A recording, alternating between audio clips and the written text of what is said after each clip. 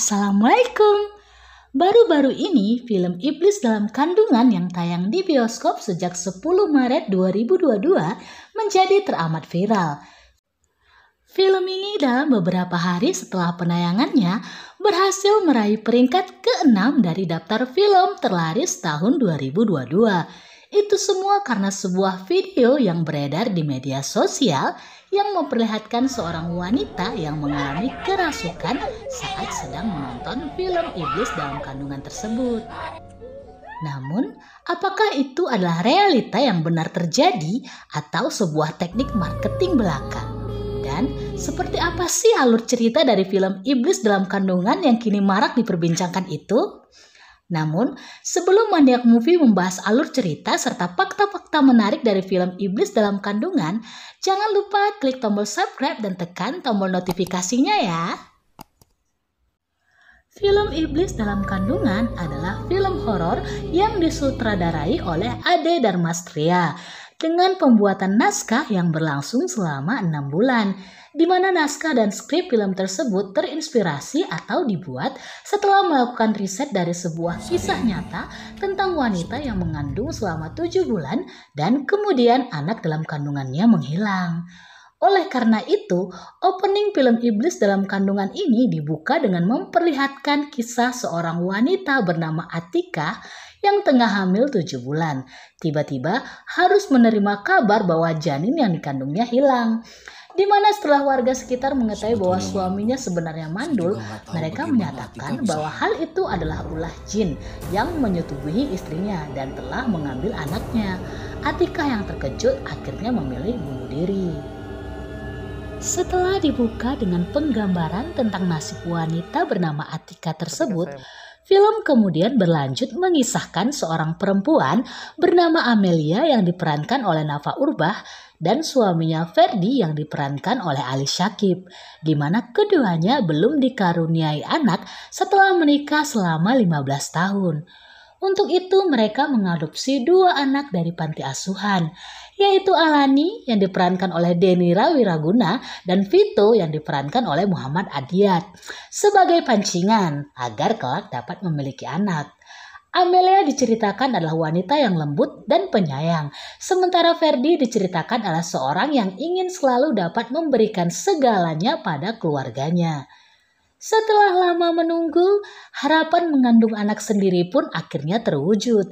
Amelia hamil anak pertamanya dengan Ferdi.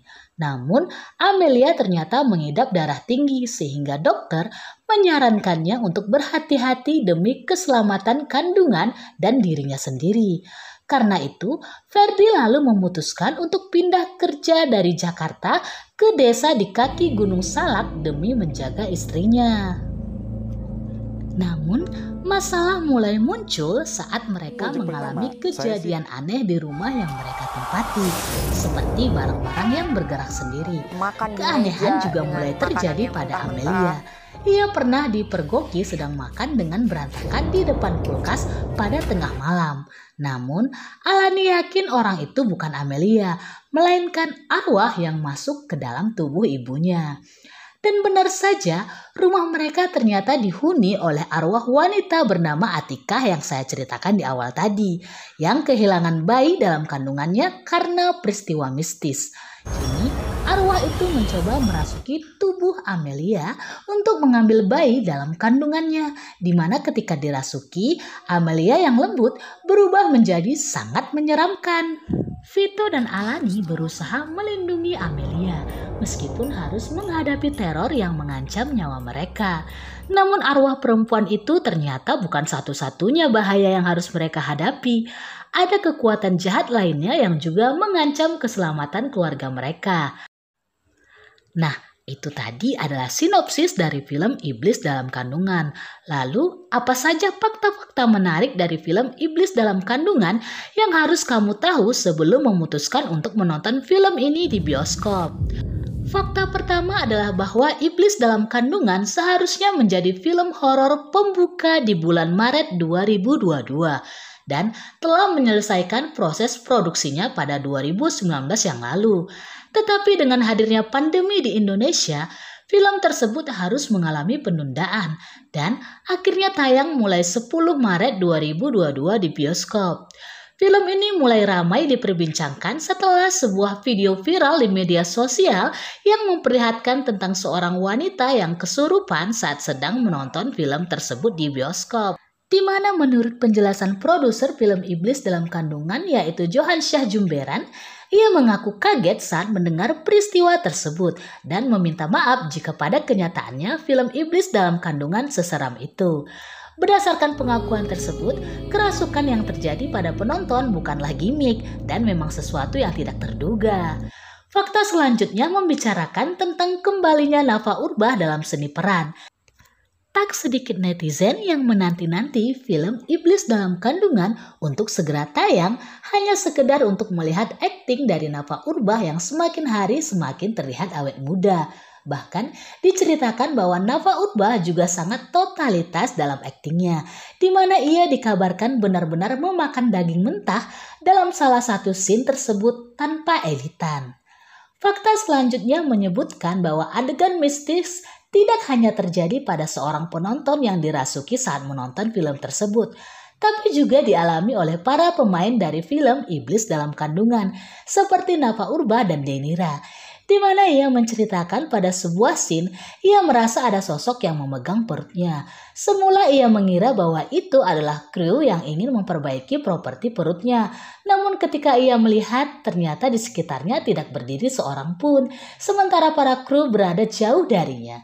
Demikian pula Danira yang berperan sebagai Alani. Ia mengaku kala itu ia ingin kembali ke penginapan pada pukul 3 pagi. Ia terkejut saat mendapati sosok yang melambai tangan padanya.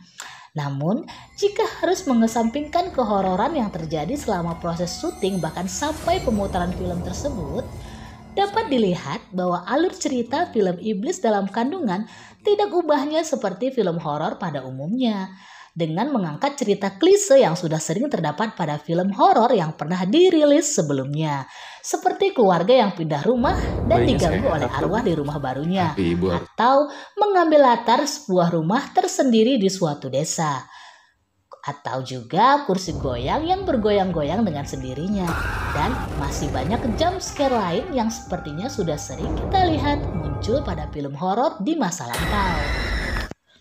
Bahkan menurut seorang netizen, alur cerita film Iblis Dalam Kandungan bisa dibilang terkesan melompat-lompat sehingga tidak memberikan penjelasan yang jelas serta terkesan dipaksakan pada alur ceritanya. Begitu pula pada ending film tersebut. Namun, tak sedikit pula yang memberi tanggapan baik terkait keseruan dan sensasi horor yang disuguhkan oleh film Iblis Dalam Kandungan ini bahkan sejak di menit-menit pertama. Namun, semua itu kembali lagi kepada kawan-kawan. Tak ada salahnya jika membuktikan dan merasakan sendiri isu dan keseruan yang selama ini digembar-gemborkan terkait film Iblis Dalam Kandungan ini. Sekaligus turut memberi dukungan terhadap industri film Indonesia. Jadi, bagi kamu yang memilih untuk tetap menonton film ini di bioskop, sampai jumpa pada sensasi gelap dan sound yang tentunya bikin jantung melompat-lompat. Dan sampai jumpa juga pada video-video Maniak Movie selanjutnya. Bye-bye!